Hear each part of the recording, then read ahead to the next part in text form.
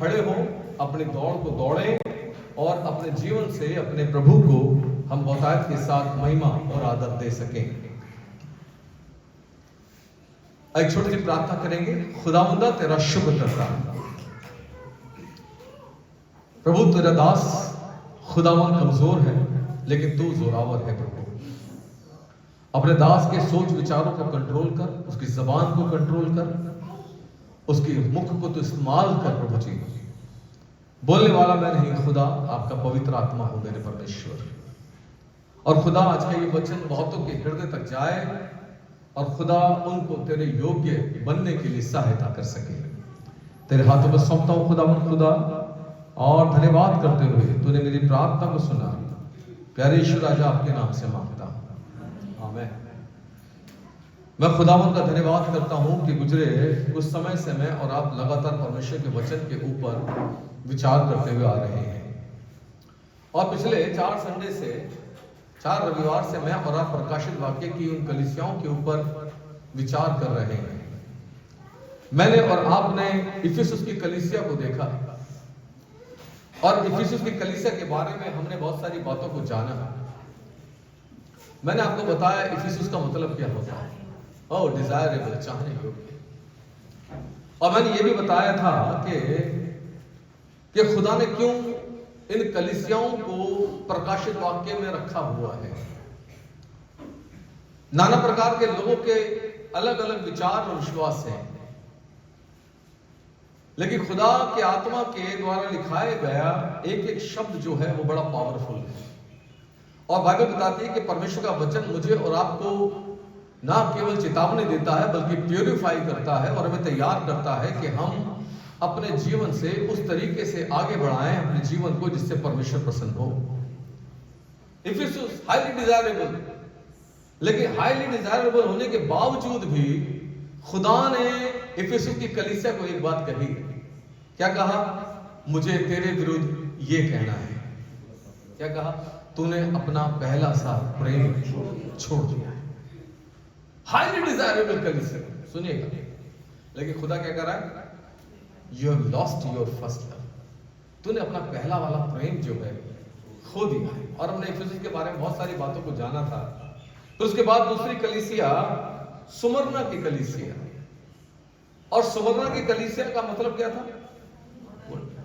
Highly desirable, highly desirable, बहुत अधिक चाहने योग्य कलीसिया। और सुमरना की कलीसिया को कि खुदा ने कहना चाहिए, खुदा ने उनके कामों को देखा और यह भी बताया कि तुझे क्लेश उठाना पड़ेगा, दुख झेलना पड़ेगा।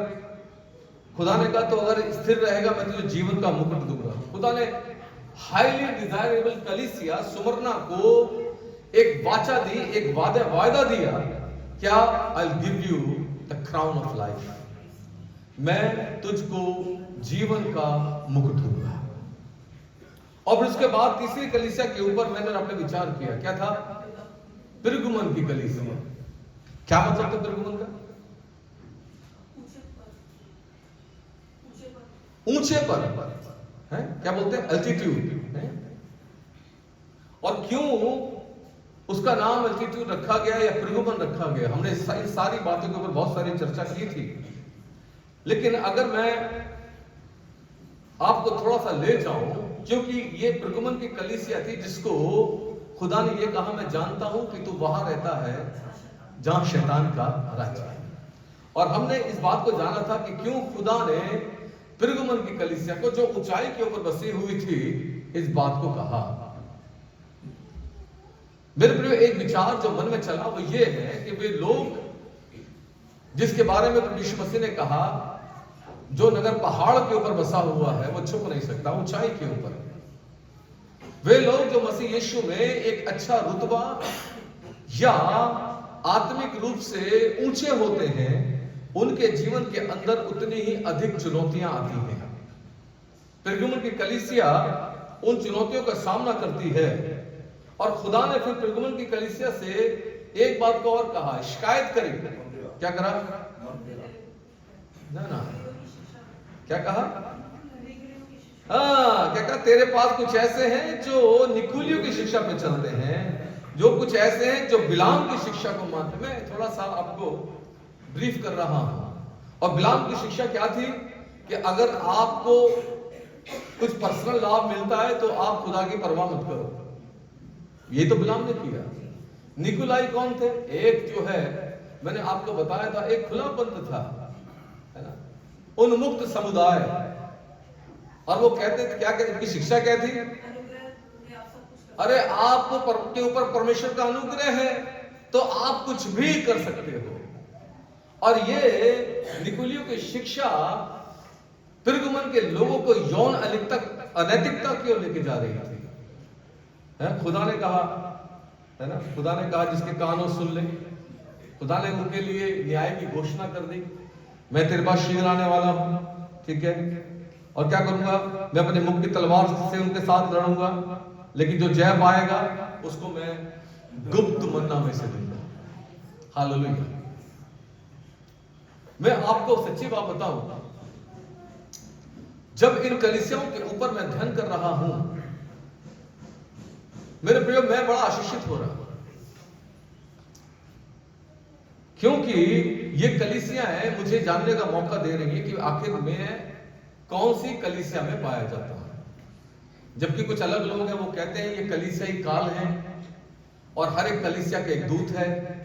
वो कहते हैं कि 7वीं कलीसिया जो है वो उसका जो दूत है वो मार्टिन लूथर है। वो उनका सोच है, उनका विचार है, ठीक है। लेकिन मैं ऐसा मानता हूं कि ये कलीसियाओं को खुदा ने इसलिए रखा है कि चर्च में आने वाला प्रत्येक जन जिसने यीशु मसीह के ऊपर विश्वास किया, अपना जीवन दिया है, वो अपने व्यवहार को जांचे, अपने जीवन को जांचे और निर्धारित करे कि वो कौन सी कलीसिया में पाया जाता है। और अगर वो किसी गलत कलीसिया में पाया जाता है तो उसके पास इसी जीवन में मौका है कि वो अपने आप को क्या करे, सही करे, करेक्ट करे। आज मैं और आप चौथी कलीसिया के ऊपर विचार करेंगे।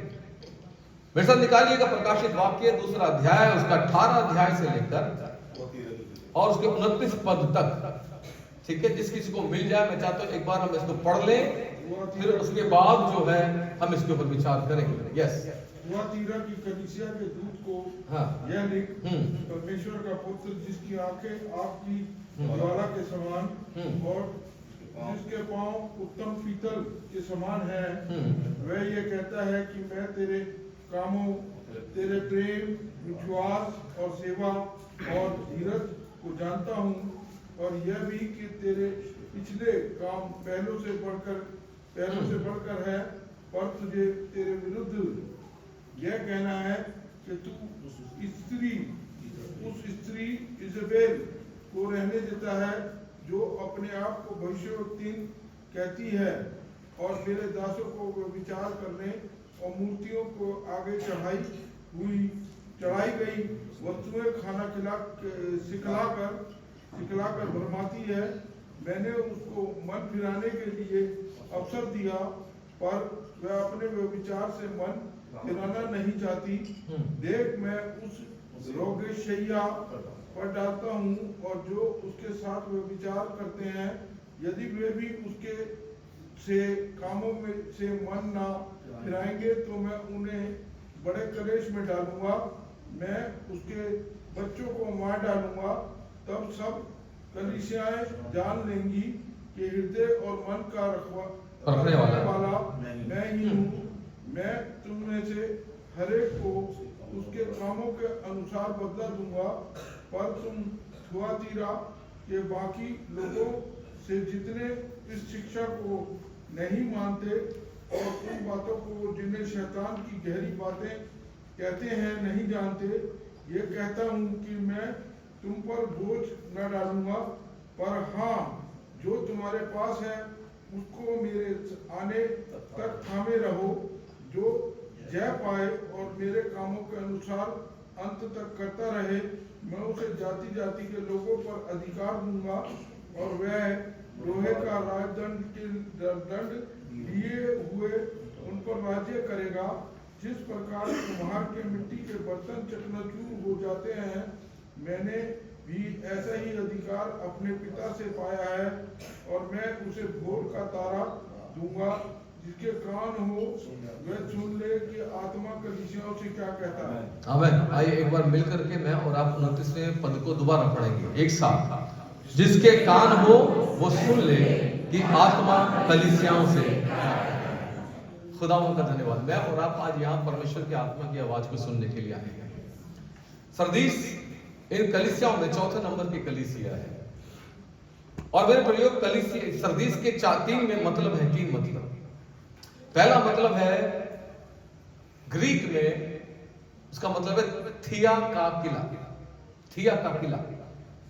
और दूसरा जो मतलब है वो है सदाबहार बलिदान, सदाबहार बलिदान, ठीक है। और तीसरा एक और शब्द इसका जो अर्थ निकलता है थायातीरा, ठीक है, इंग्लिश में THYATRA, तीरा। इसका जो अर्थ निकलता है वो है द डॉटर, बेटी। मेरे प्रिय, थुआतीरा एक छोटा शहर था, या ऐसा कहें प्रकाशित वाक्य में वर्णित इन 7 कलीसियाओं में सबसे छोटा शहर थुआतीरा।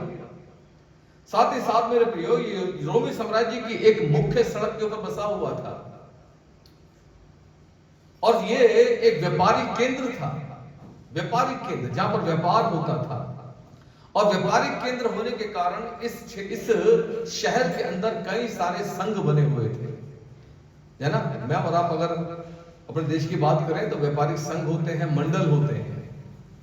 और इसलिए इस शहर में रहने वाले प्रत्येक व्यक्ति को अपने रोजगार को चलाने के लिए उन संघों का सदस्य बनना पड़ता था, नहीं तो उनको काम नहीं मिलता था मेरे प्रियो। और इस शहर के अंदर बहुत से बढ़ई थे, रंगाई का काम करने वाले थे, सामान बेचने वाले थे, तंबू बनाने वाले थे, जो यहां पर रहते थे। और थुआतीरा जो है वो पिरगुमन और सरदीस की कलीसिया के बीच में स्थान था। पिरगुमन की कलीसिया से लगभग 35 किलोमीटर दूर। और मैं खुदावंद का धन्यवाद करता हूं, ये शहर यीशु मसीह के आने से 190 साल पहले, ठीक है, स्थापित किया गया। जबकि थियोलॉजियंस जो ये मानते हैं कि ये शहर जो है यीशु मसीह के आने से 290 साल पहले स्थापित किया गया, थुआतीरा। और इसको सिकंदर के बारे में आप जानते हैं ना। सिकंदर के बाद एक राजा जिसका नाम सेल्यूकस था, उसने इसको स्थापित किया। इसका एक बड़ा इतिहास रहा है थुआतीरा में। कई बार बना, कई बार बिगड़ा, ठीक है, लेकिन खुदा ने इसको इसलिए रखा क्योंकि शायद परमेश्वर की योजना यही थी कि इस शहर को पॉइंट आउट करके परमेश्वर भविष्य में आने वाली कलीसियाओं को एक संदेश दे और उनके ऊपर अपने भेद को खोले। मेरे प्रियो, सेल्यूकस ने इस शहर को जब बनाया तो ये केवल एक सैनिक छावनी थी, शहर नहीं था उस समय पर। लेकिन मैं खुदा का धन्यवाद करता हूं कि परमेश्वर ने एटलीस्ट थुआतीरा को यीशु मसीह के आने से 290 साल पहले स्थापित किया। और प्रकाशित वाक्य में उसको इसलिए रखा कि जब तक यीशु मसीह दोबारा ना लौटे इसकी चर्चा यहां परमेश्वर के वचन में होती रहे। हालेलुया। मैं और आप थुआतीरा से सीख सकें। थियोलॉजिकल कहना चाहिए, थियोलॉजियंस जो हैं, जो बाइबल के विद्वान हैं, वो इस शहर को एक अलग रूप में देखते हैं, वो कलीसिया रूप में नहीं देखते हैं। वो कहते हैं ये शहर जो था थुआतीरा, या ऐसा कह लीजिए थुआतीरा की कलीसिया कह लीजिए, लेकिन ये पाप को सहन करने और दुनिया के साथ समझौता करने के खतरों का प्रतीक कलीसिया था। बहुत सारे लोग जो प्रभु के हैं वो प्रभु में भी चलना चाहते हैं और दुनियादारी के साथ भी चलना चाहते हैं। वो यीशु मसीह पर विश्वास भी करते हैं और दुनिया की बातों के ऊपर भी विश्वास करते हैं। कलीसिया के अंदर, थुआतीरा की कलीसिया के अंदर ये एक ऐसा चर्च है, एक ऐसी कलीसिया जो लगातार पाप को सहन करती रही, सामना नहीं किया। एक थियोलॉजियन कहते हैं, वो कहते हैं हमें इस बात को भूलना नहीं चाहिए, इस बात को हमें स्मरण रखना चाहिए कि किसी भी हद तक पाप को सहन करना हमारे प्रभु के लिए एक गंभीर मुद्दा है। किसी भी हद तक। मैंने आपको बताया था, अगर आप पहला कुरिन्थियों की कलीसिया को पढ़ेंगे तो वहां पर पौलुस कहता है तुम्हारे भीतर इतने पाप होते हैं, ऐसा पाप होता है, मैं चर्चा भी नहीं कर सकता हूं इसकी। ये कुछ ऐसा लग रहा है कि लोग आ तो गए प्रभु में, लोग जुड़ भी गए प्रभु में, चर्चिस के सदस्य भी बन गए हैं, लेकिन जो परमेश्वर की डिमांड है वो उसको पूरा करने में क्या हो रहे हैं, असफल हो रहे हैं। और इसलिए ये थुआतीरा की कलीसिया खुदा ने इसलिए रखी कि मैं और आप जाने कि क्या मैं और आप परमेश्वर जो चाहता है उसके अनुसार करने की कोशिश कर रहे हैं, या मैं और आप उसके साथ नहीं चल रहे हैं। यहां अगर आप चाहें तो यीशु मसीह के उस कथन को मिला सकते हैं जब प्रभु ने कहा बुलाए हुए तो बहुत हैं, चुने लेकिन चुने हुए कितने हैं, थोड़े हैं। ये थुआतीरा की कलीसिया मुझे और आपको बुलाए हुए में से निकाल करके चुने हुए में बनने के लिए प्रयास करने का मौका देती है। हालेलुया। इसलिए खुदा ने जब संदेश को यूहन्ना से लिखवाया तो मेरे प्रिय ये बताता है कि अगर हम संसार के साथ समझौता कर लेंगे तो उसका अंत या उसका क्या परिणाम होगा। रोमी की पत्री कहती है संसार से मित्रता करना तो परमेश्वर के साथ में बैर करना है। हमें भूलना नहीं चाहिए मेरे प्रिय, कलीसिया का मतलब क्या है। कलीसिया के लिए जो ग्रीक वर्ड है वो है कहाल, और कहाल का मतलब होता है सेपरेट किए हुए लोग, अलग किए हुए लोग। इस संसार में परमेश्वर ने मुझे और आपको अपने पुत्र प्रभु यीशु मसीह के लहू के द्वारा खरीद करके क्या करा है, अलग कर लिया। और इसलिए बाइबल कहती है कि तुम जो है दाम चुकाकर मोल लिए गए हो, अब तुम तुम्हारे हो ही नहीं, अब किसके हो, अब तुम परमेश्वर के हो। और इसलिए हमें अपने जीवन के बारे में निश्चय ही ये विचार करना चाहिए, मैं किस तरफ जा रहा हूं। खास तौर से कलीसिया के जवानों, मैं किस तौर से जा रहा हूं। क्या मैं प्रभु के साथ चलने की कोशिश कर रहा हूं या मैं दुनिया के साथ मिल रहा हूं। सुनेगा,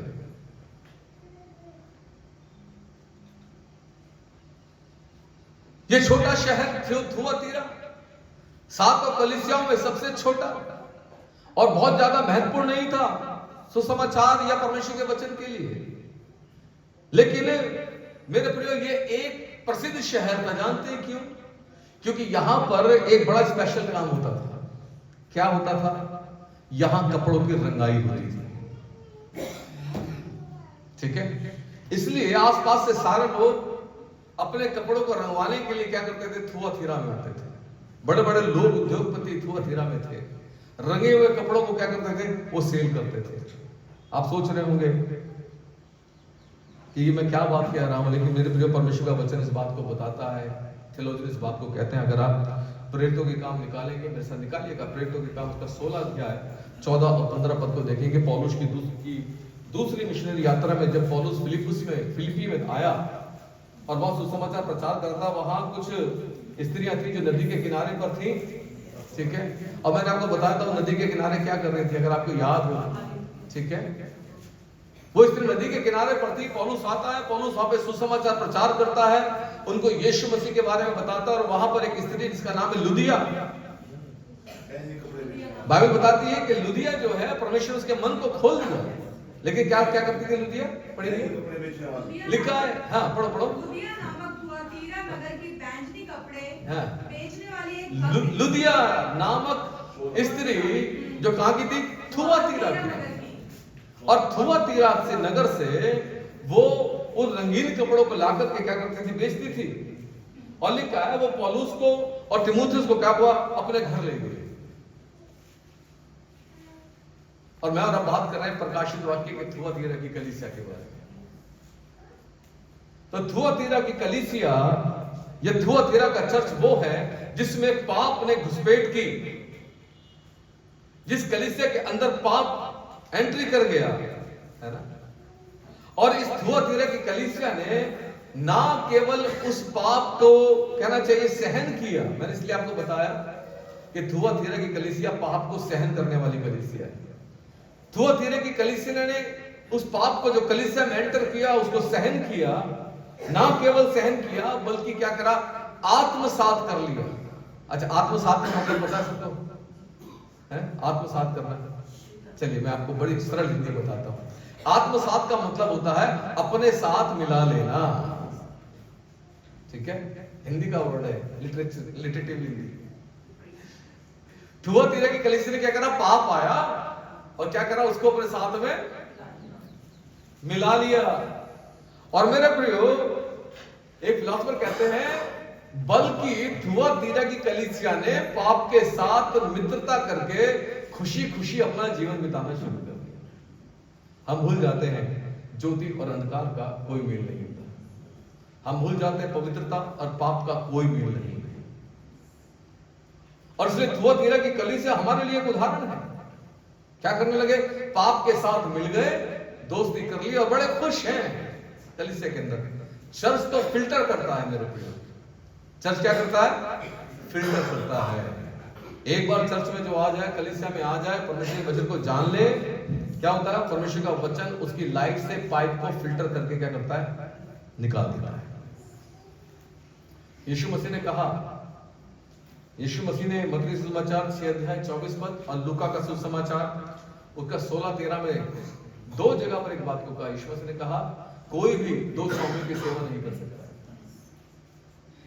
वो एक से मिला रहेगा, दूसरे से बैर करेगा। खुदा कह रहा है तुम पाप और परमेश्वर दोनों की सेवा नहीं कर सकते। थुआतीरा की कलीसिया क्या कर रही है? दोनों। अब मेरे प्रियो, मैं आपको बड़े जिम्मेदारी से इस बात को बताता हूं कि ये थुआतीरा की कलीसिया, ये थुआतीरा के हालात जो हैं आज बड़े चर्चेस में पाए जाते हैं। बड़े चर्च का मतलब बड़े चर्च की बात नहीं कर रहा हूं मैं, तमाम ऑलमोस्ट कलीसियाओं में पाए जाते हैं। ठीक है, लोग सोचते हैं कोई देखेगा नहीं, कोई बताएगा नहीं है, लेकिन परमेश्वर सारी बातों को जानता है। हमने प्रकाशन वाक्य की जब हमने थुआतीरा कलीसिया के बारे में पढ़ा तो वहां पे खुदा का वचन कहता है जिसकी आंखें आग की ज्वाला के समान हैं। यीशु मसीह की आंखें, और यीशु मसीह की आंखें सब देख रही हैं। खुदा कह रहा है मैं तेरे प्रेम, तेरे कामों को, तेरे प्रेम को, तेरे विश्वास और सेवा और धीरज को जानता हूं, और मैं ये भी जानता हूं कि तेरे पिछले काम पहलों से बढ़कर है। इसका मतलब क्या? तूने मेहनत करी है, तूने अपने आप को रिफाइन करने के लिए मेहनत की है, तूने मेरी सेवा के लिए अपने आप को परिवर्तित किया है। मैं देखता हूं, मैं जानता हूं, छुप नहीं सकता कुछ भी। खुदा की निगाह लगी हुई है हमारे ऊपर भी, हमें से प्रत्येक के ऊपर भी। थुआतीरा की कलीसिया मसीह की या मसीह के लिए जो डिमांड है, जो रिक्वायरमेंट है, उनको पूरा करने में पूरी तरीके से असंगत रही, असफल रही है। जबकि हमें भूलना नहीं चाहिए कि कलीसिया का सर जो है वो प्रभु यीशु मसीह है। ये विचार करने की जरूरत है। कलीसिया क्या कर रही है? पाप के साथ आत्मसात हो रही है। ओ आ जाओ आ जाओ आ जाओ, तुम भी आ गया, तुम भी आ गया, तुम भी आ गया, है ना? रिफाइन नहीं कर रही है। और खुदा का वचन कह रहा है जबकि यीशु मसीह कलीसिया का सर है, यीशु मसीह कलीसिया का मुखिया है, तो हमें समझना पड़ेगा जब यीशु मसीह कलीसिया का सर और मुखिया है तो कलीसिया को कैसा होना चाहिए। कलीसिया को पाप से शुद्ध करने के लिए यीशु ने अपने लहू को बहाया है मेरे प्रिय। उसने अपना लहू दिया कि वो कलीसिया जो यीशु की कलीसिया है वो स्वच्छ कलीसिया हो, वो पाप रहित कलीसिया हो।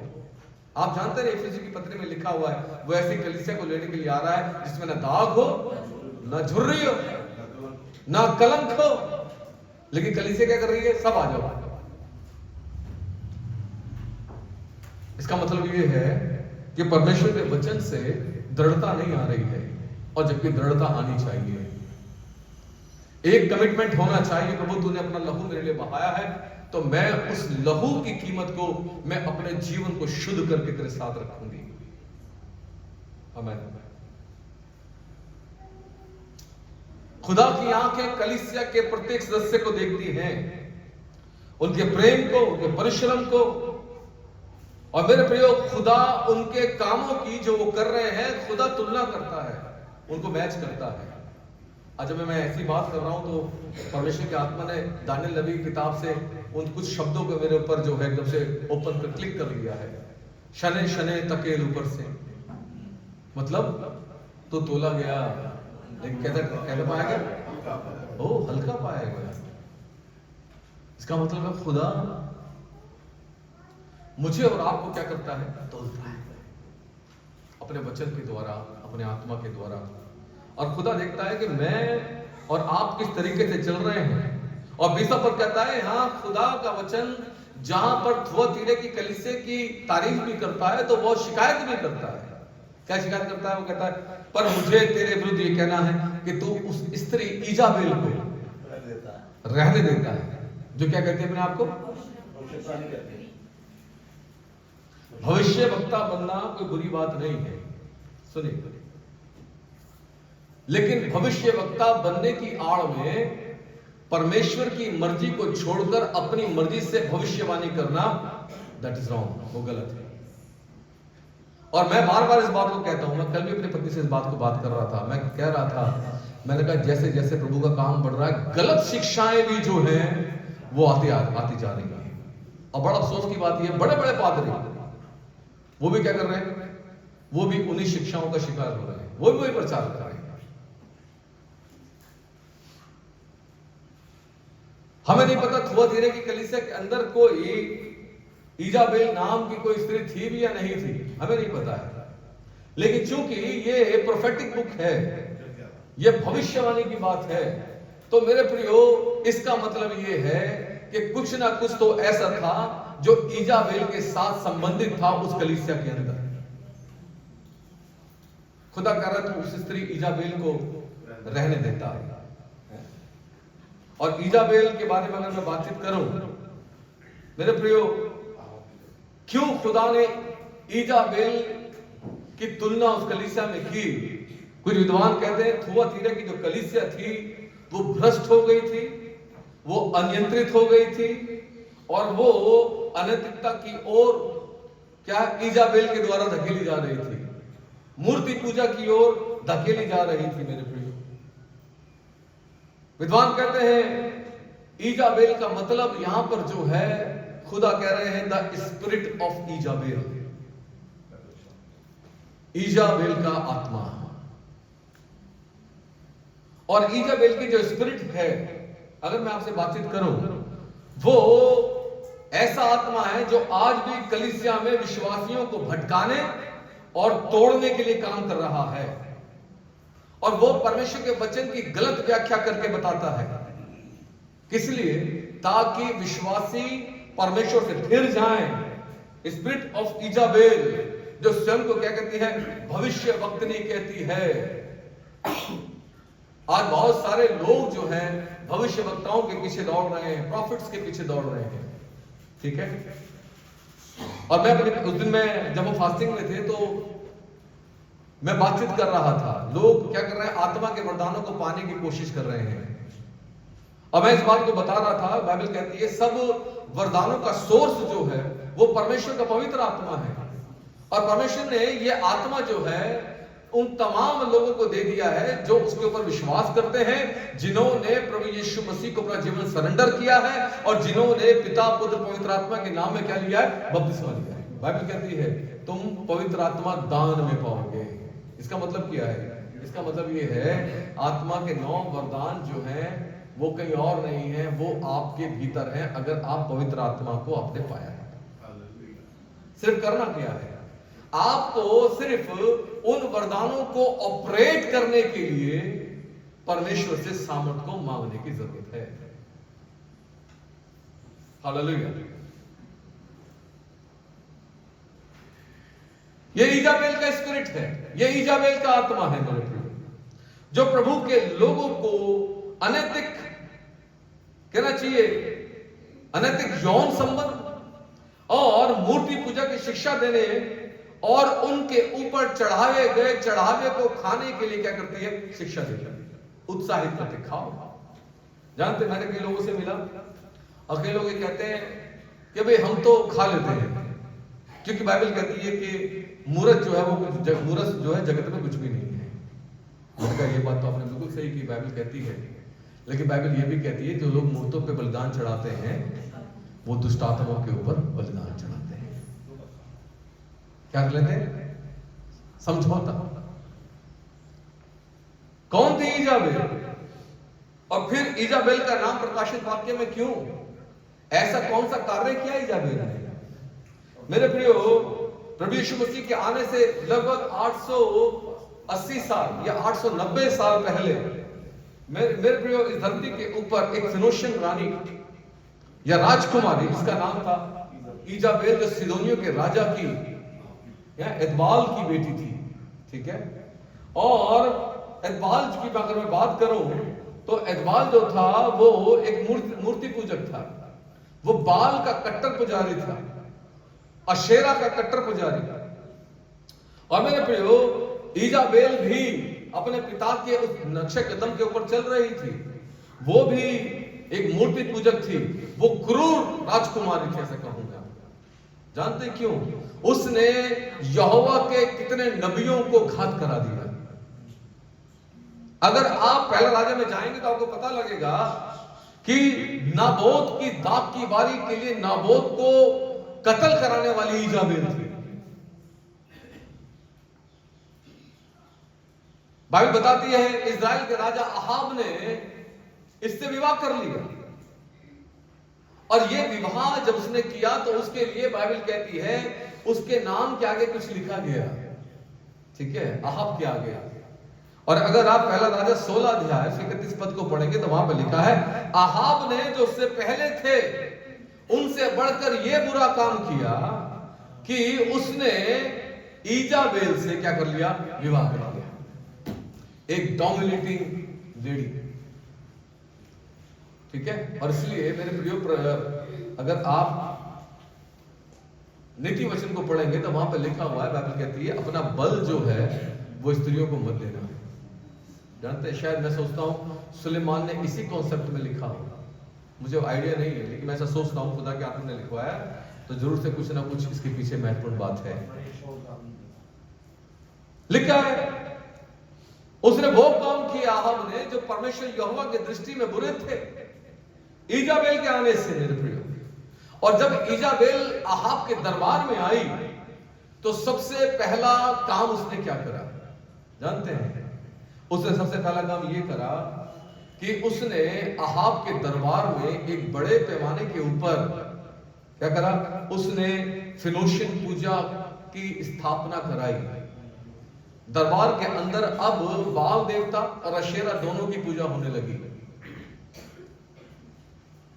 और ना केवल उसकी पूजा होने लगी, बाइबल बताती है पहला राजा 18 अध्याय 19 पद में वहां पर लिखा हुआ है कि इजाबेल की मेज के ऊपर बाल के 450 लोग एक तरफ और अशेरा के भविष्य वक्ता 400 अशेरा के भविष्य वक्ता एक तरफ बैठकर क्या करते थे?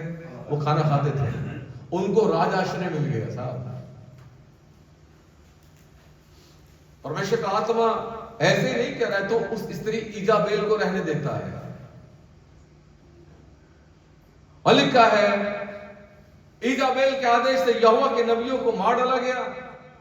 नाबोत की दाग की बारी की मृत्यु के लिए इजाबेल जिम्मेदार थी। और मेरे प्रियो, मैं आपको बताऊं, वो बाल की उपासना करती थी, और बाल उस समय पर जो है कह रहे फिनोशियन लोग जो थे वो बाल को प्रजनन और वर्षा का देवता मानते थे, है ना। इजाबेल ने अहाब के दरबार में, अहाब जो एक यहूदी इजरायली था, इजराइल का राजा था, जहां पर इजराइल के लोग जो हैं वो परमेश्वर यहोवा की आराधना करते थे, एक गलत डिसीजन से उन लोगों के बीच में क्या आ गई? मूर्ति पूजा आ गई, बाल आ गया, अशेरा आ गई। कहना चाहिए अहाब ने रास्ता खोल दिया कि वो अपने परमेश्वर यहोवा की बराबरी में अशेरा को और बाल को लेकर के आ गया, वो बराबर आ गए मेरे प्रिय। और मैं धन्यवाद करता हूं परमेश्वर का कि खुदा का आत्मा मुझे और आपको सिखा रहा है कि मैं और आप अपने आप को क्या करें? करेक्ट करें। इजाबेल का आत्मा जो है वो एक भटकाने वाला आत्मा है, एक भटकाने वाला आत्मा। थुआतीरे की कलीसिया में जब प्रभु कह रहे हैं कि तू उस स्त्री को रहने देता है, इसका मतलब है परमेश्वर कह रहे हैं कि तेरे लोगों के बीच में कुछ ऐसे लोग हैं जो गलत शिक्षाओं को मान रहे हैं, गलत शिक्षाओं पे चल रहे हैं और वो भटकाए जा रहे हैं और वो खुद भी भटक रहे हैं, औरों को भी भटकाने के लिए कोशिश कर रहे हैं। खुदा कह रहा है इनको निकालो। नो कॉम्प्रोमाइज, कोई कॉम्प्रोमाइज मत करो। अगर आपको स्मरण है, पौलुस ने तीमुथियुस को पत्र लिखा, पहला तीमुथियुस 4 अध्याय, जरा पढ़िएगा 1 पद से, देखिए क्या लिखा है। जल्दी से, हम जल्दी आएंगे हैं क्योंकि समय भाग रहा है, जल्दी से। आत्मा स्पष्टता से कहता है, क्या लिखा है? आत्मा स्पष्टता से कहता है, क्या कहता है? कि आने वाले समयों में आने वाले समयों में कितने लोग भरमाने वाली आत्माओं और दुष्ट आत्माओं की शिक्षा पर मन लगाकर क्या करेंगे? विश्वास से क्या होगा? बहक जाएंगे। आज यही चल रहा है मेरे प्रियो।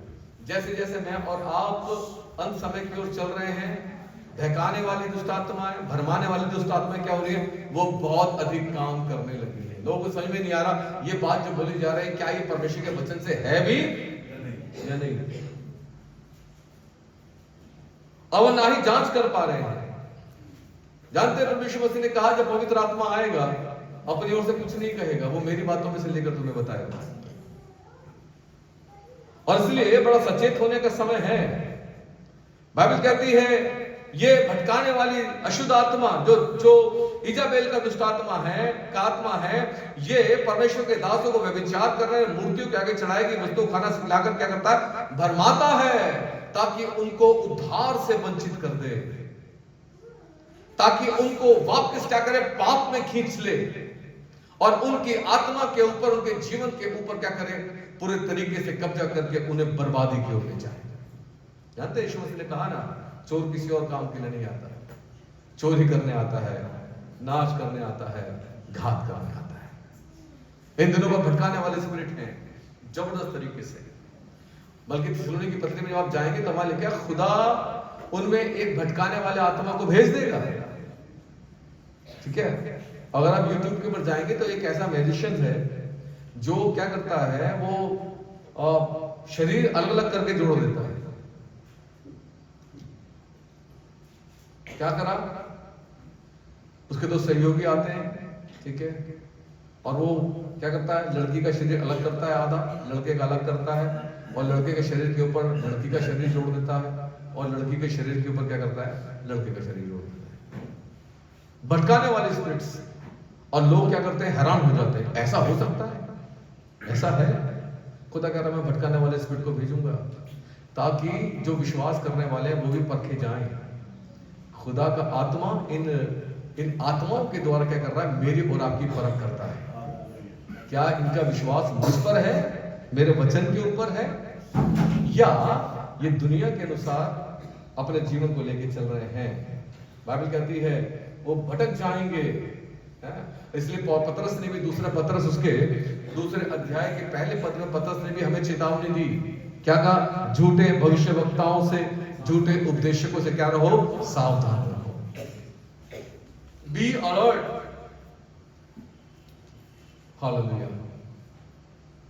खुदा कह रहा है मैंने ऐसे लोगों को कई बार मौका दिया कि वो अपने मन को फिराएं और वो मेरे पास लौट आए, उस झूठी शिक्षा को छोड़ दें, उस भरमाने वाली बातों को छोड़ दें। और तब खुदा कहता है लेकिन वो लौटना नहीं चाहते हैं, मैं क्या करूंगा? मैं उनके ऊपर बड़ा कलेश डालूंगा। खुदा कह रहा है मैं न्याय करूंगा।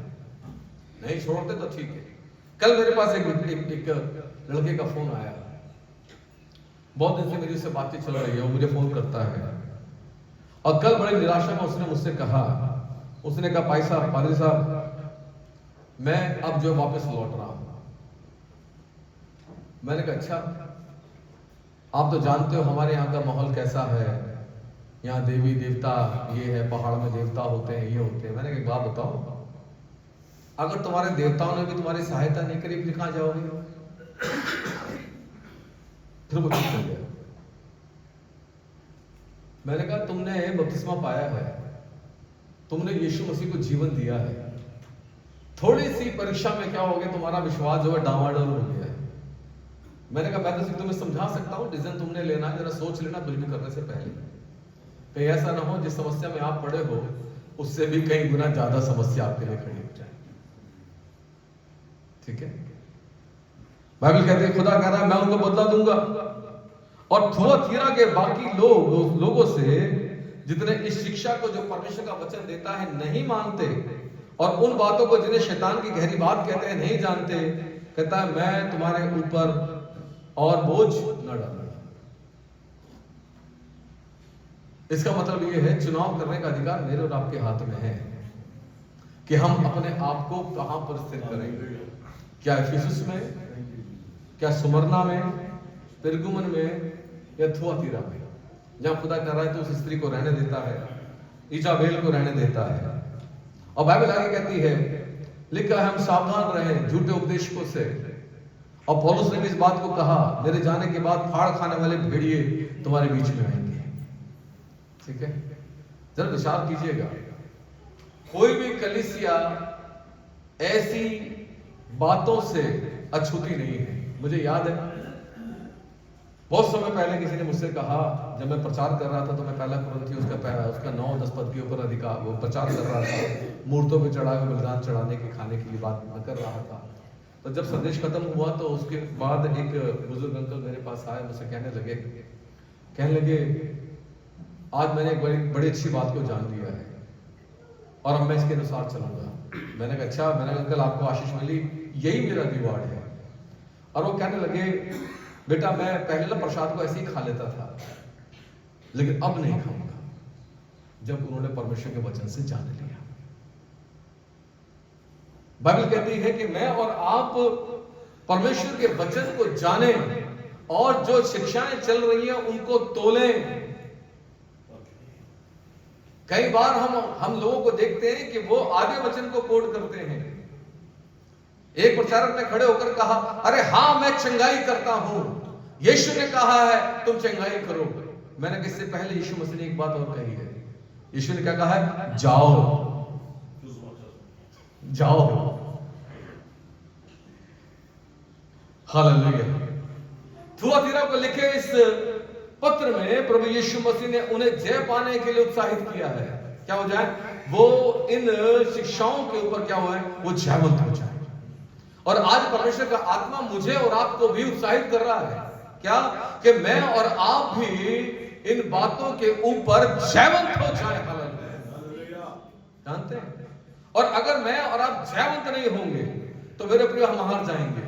लेकिन अगर हम जयवंत हो जाएंगे तो परमेश्वर रिवार्ड की बात करता है। वो कहता है जो जय पाएगा और इन कामों को करता रहेगा जो मेरे वचन के अनुसार हैं, तो मैं उनको उस जाति के लोगों के ऊपर क्या दूंगा? अधिकार दूंगा, जाति जाति के लोगों के ऊपर। और इतने नहीं लिखा है, और वो राजदंड लिए हुए क्या होगा? उन पर राज्य करेगा। और जिस प्रकार कुम्हार के मिट्टी के बर्तन चकनाचूर हो जाते हैं, मैंने भी ऐसा अधिकार अपने पिता से पाया। यीशु कह रहा है मैंने पाया है अधिकार, न्याय मैं करूंगा।